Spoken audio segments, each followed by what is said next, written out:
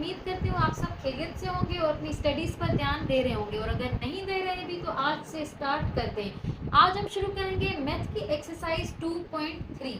अब एक्सरसाइज शुरू करने से पहले हम देखेंगे लॉज ऑफ एक्सपोनेंट्स, क्योंकि अगर हमें ये लॉज समझ आ गए उसके बाद इस एक्सरसाइज को करना बहुत ईजी हो जाएगा। इवन एक्सरसाइज तो क्या, आगे में जो भी किसी भी किस्म के वेरिएबल्स के ऊपर जो एक्सपोनेंट्स होती हैं उनको किस तरह से सोल्व करना है, किस तरह से किसी भी बड़ी सी इक्वेशन को शॉर्ट करना है, वो समझ आ जाएगा। तो ये क्लास आज बहुत इंपॉर्टेंट है, आपने कंप्लीट देखनी है, कहीं से भी स्किप नहीं करना है और फास्ट फॉरवर्ड भी नहीं करना है, चीज़ों को आराम आराम से ध्यान से करना है और अपने साथ कॉपी पेन भी रखनी है, साथ साथ इसको नोट भी करते जाना है। तो चलिए शुरू करते हैं। अब मल्टीप्लिकेशन लॉ ऑफ इंडिसेस किस तरह होता है, इसके लिए हमें दो चीज़ों को समझना जरूरी है, एक बेस और एक एक्सपोनेंट। बेस क्या है, जैसे मेरे पास है 8 पावर 7, तो a क्या है बेस और 7 जो इसके ऊपर पावर आ रही है वो इसका क्या है, एक्सपोनेंट है। अब मल्टीप्लिकेशन लॉ क्या कहता है कि अगर मेरे पास दो वैल्यूज हैं, दोनों का बेस सेम है, यानी ये भी a है ये भी a है, और दोनों की जो पावर है, इसकी पावर हम x कर देते हैं, इसकी पावर हम y कर देते हैं, तो इनकी पावर क्या हो जाएगी, प्लस हो जाएगी, यानी x प्लस वाई। तो 8 पावर x प्लस वाई, इसको हम शॉर्ट कर सकते हैं। इसी तरह देखो अभी यहाँ पे दो a थे, इस तरह मेरे पास a2 a3 a6 a7। अब हर किसी को हम अलग अलग नहीं कर सकते, अगर अलग अलग करेंगे तो हमें हर किसी को इस तरह करना पड़ेगा, a इंटू ए, फिर ये 6 टाइम है तो a into a into a into a, यानी जितनी टाइम्स उतनी दफा, और ये जितनी टाइम्स उतनी दफा, और ये एक बहुत लॉन्ग मेथड हो जाएगा। तो इसके लिए हमें क्या करना है, मल्टीप्लिकेटिव लॉ ऑफ इंडिसेस को यूज करना है, जो कि क्या कहता है a power 2 plus 3 plus 6 plus 7, इन सबको प्लस कर दो, 2 3 5 5 6 11 और 11 और 7 18, दैट्स इट। अब इतने बड़े को हमने इस तरह शॉर्ट कर दिया, तो ये हो गया हमारे पास पहला लॉ एक्सपोनेंट का। अब देखते हैं हम इसका लॉ नंबर 2। अभी लॉ 2 क्या है, law of exponent of a product, हासिले ज़रब की कुव्वत का कानून। इसमें क्या है,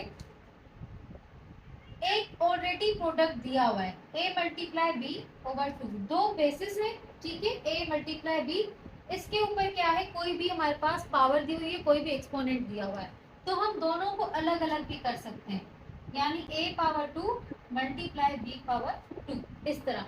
अब ये दो बेस है, जितनी भी बेस होंगी अगर उनके बीच में मल्टीप्लाई और सेम एक्सपोनेंट वो शेयर करिए तो हम हर एक्सपोनेंट को अलग अलग उनको दे सकते हैं, और इसका अपोजिट भी हो सकता है, यानी अगर a square B square C square, तो हम क्या कर सकते हैं, A B C whole square, ठीक है। तो ये दोनों चीजें पॉसिबल है किस लॉ के under, law of exponent of a product. अब देखते हैं लॉ नंबर 3।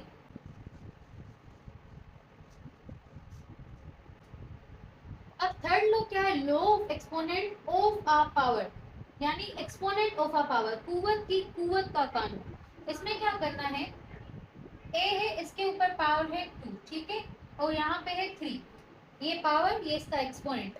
तो ये किस तरह सोल्व होगा, अब इसका देखो, अगर हम लॉन्ग मेथड देखें, क्या है, a स्क्वायर फिर a स्क्वायर फिर a स्क्वायर, क्योंकि 3 टाइम्स है ना, तो 3 टाइम्स हमने लिख लिया। अब इसका शॉर्ट वर्जन क्या है, अब देखो, अगर हम इसको लॉ 1 से सोल्व करें, लॉ 1 क्या कहता था कि अगर बेस सेम हो तो इनकी पावर्स क्या हो जाती हैं, प्लस हो जाती हैं, तो हो जाएगा a पावर 6, ठीक है, लॉ 1 के हिसाब से। और ये लॉ क्या कहता है, इसको डायरेक्ट मल्टीप्लाई कर दो, यानी 3 2 6, तो a पावर 3। तो इतने बड़े मेथड के जगह पे और छोटा मेथड क्या आ गया कि अगर आपके पास इस तरह से कोई वैल्यू है, ठीक है, तो आप पहले 5 को 3 टाइम्स करो, फिर उसको जो है 5 टाइम्स करो, तो उसका शॉर्ट वर्जन क्या है, 5 3 15। अब आप 5 को 15 टाइम्स करो, तो ये हो गया law of exponent of a power. तो अब हम करते हैं लॉ नंबर 4। चौथा लॉ क्या है, डिवीजन लॉ ऑफ इंडिसेस, कुव्वतों के हासिले तकसीम का कानून। अब डिवीजन का लॉ, पहले हमने सारे प्रोडक्ट के लॉज देखे, अभी हम देखेंगे डिवीजन का लॉ। डिवीजन का लॉ क्या कहता है अगर मेरे पास इस तरह से वैल्यू है, यानी कि दोनों के बेस क्या है, सेम है, तो इस बेस को हम, इस बेस की पावर को इस बेस की पावर से हम माइनस कर सकते हैं। किस तरह, उसको देखते हैं।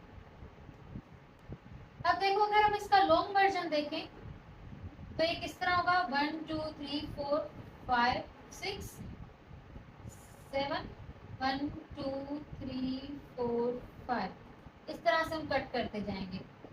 और यहाँ पे हमारे पास ए स्क्वायर बच गया, 2a तो ए स्क्वायर। एक तो ये लॉन्ग मेथड। अब शॉर्ट मेथड का क्या है कि आप क्या करो, इस a5 को ऊपर लेके आओ a-5 में। और इस बारे में मैंने पिछली वीडियो में बताया था कि अगर मेरे पास कोई भी वैल्यू है, वो अगर डिवाइड में नीचे डिनोमिनेटर में, तो अगर वो ऊपर आएगी तो उसका जो पावर होगी वो उसका साइन चेंज हो जाएगा।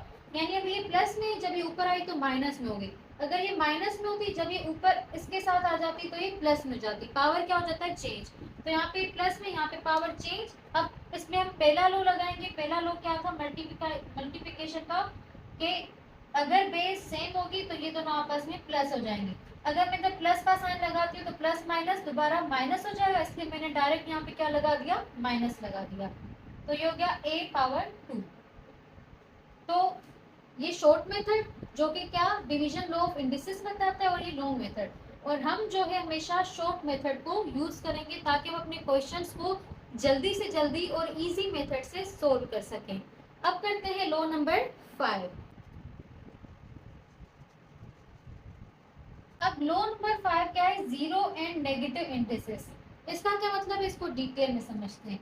देखें, अगर मेरे पास a² / a², ठीक है, a² / a², तो क्या होगा, ये वाला a² जब ऊपर आएगा तो ये हो जाएगा a-2, ठीक है। जब ये न्यूमरेटर में आएगा तो a-2 हो जाएगा। और पहले लो के हिसाब से हम इसको इस तरह कर देंगे तो a की पावर क्या हो जाएगी, 0। अब जीरो इंडिसेस का क्या मतलब है कि अगर इंडिसेस में 0 आएगा, नीचे बेस कुछ भी हो, अगर इंडिसेस में 0 आएगा तो आंसर क्या हो जाएगा, 1।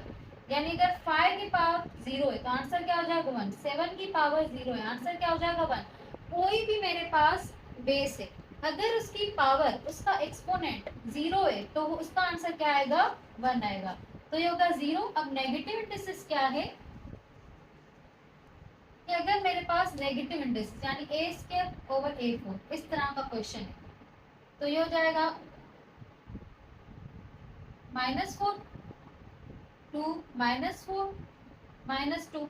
तो यहाँ पे मेरे पास इंडिसेस नेगेटिव आई ना, माइनस का साइन आ रहा है, यानी इंडेक्स कौन सी आई, -2 नेगेटिव। तो इसके लिए हम क्या करते हैं, इसको हम डिनोमिनेटर में भेज के पॉजिटिव कर देते हैं। यानी माइनस की जगह अब ये प्लस हो गया, क्योंकि ये पहले न्यूमरेटर में था, अब डिनोमिनेटर में आ गया तो साइन चेंज हो गया। तो ये है नेगेटिव इंडिसेस का लॉ। तो यहाँ पे हमारे सारे लॉस क्या होते हैं, कंप्लीट होते हैं।